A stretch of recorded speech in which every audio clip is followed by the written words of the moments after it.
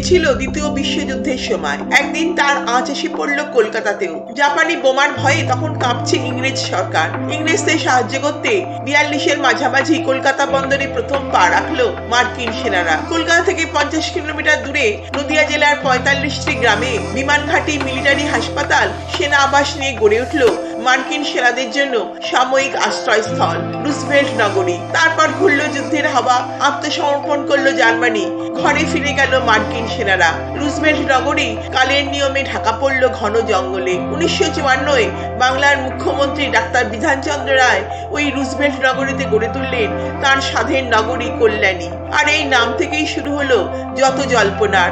অকৃতদার মুখ্যমন্ত্রীর সঙ্গে প্রখ্যাত ডাক্তার নীলরতন সরকারের মেয়ে কল্যাণীকে নিয়ে তৈরি হলো এক ব্যর্থ প্রেমের কাহিনী।